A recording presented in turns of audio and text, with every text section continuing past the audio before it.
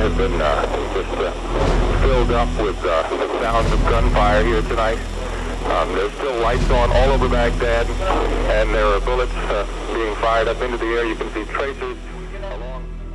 And initially, when they told us that we were deploying in support of Desert Storm, you know, even my heart dropped. That caused the aircraft to start on fire. And of course, a KC-135 is loaded with thousands and thousands of gallons of jet fuel.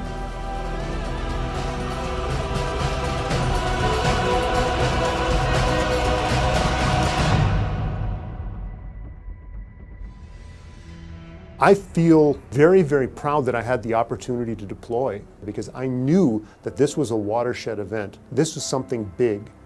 And if you didn't go to this, you'd be kicking yourself forever. Two chiefs at Mountain Home Air Force Base remember how Operation Desert Storm showed the world America's air superiority and shaped how wars are fought today. Our actions were based upon dropping bombs versus hand-to-hand or fire going from, you know, between us and Saddam Hussein and his regime.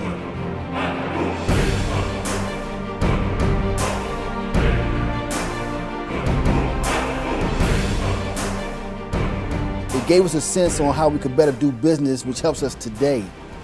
Back then, brand new technology was stealth aircraft. The F-117 set a standard for modern air power. Everybody was crazy about it. That's all you heard, it was stealth, stealth, stealth. We had that technology, and that technology was a piece to us winning that war. It set air power in a whole different direction. Air Force technology wasn't the only change due to Operation Desert Storm. Those who served also had to develop a new mindset. Initially, when they told us that we were deploying in support of Desert Storm, you know, even my heart dropped at the time because I was like, I knew I was in the military, but where we're about to engage in something that, you know, that I might not come back. Initially, folks didn't understand, hey, I'm in the military and this could happen. It became real. But now when folks come in, they know they're going to deploy. So I believe that whole mindset back then versus now is better. That's expected now. It's not that Cold War era. Folks know that we're fighting on a daily basis, and we have to remain vigilant at all costs. The nickname for this back then was chocolate chip.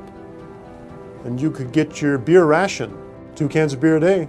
Shepherd's pie, you had the potatoes, and then they had a layer of cheese on the top, and then you see grease. So it was like for us, we were like, what is this? But we got used to it. It says a message from home.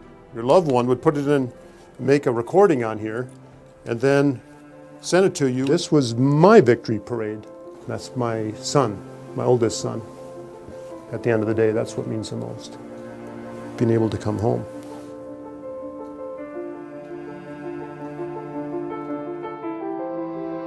I remember the night that Desert Storm began, a KC-135 landed hard on the runway, and the refueling boom came disconnected from its cradle and dragged down the runway at high speed.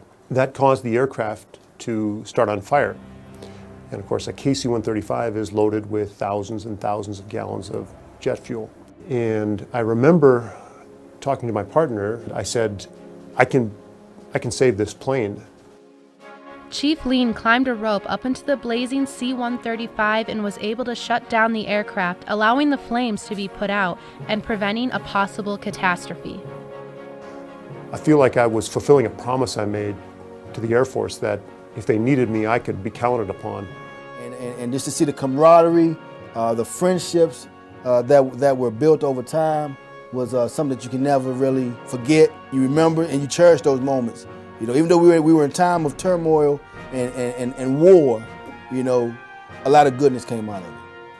What should be remembered about Desert Storm? I think it's very, very obvious. Air power wins wars. 25 years later, after Desert Storm, mission success. And we will continue to have mission success way or long after I'm gone. The willingness, the dedication that our men and women have across the Air Force, I'm fully confident that we will continue to fight on terrorism, on ISIS, and for years to come, you know, and we will win.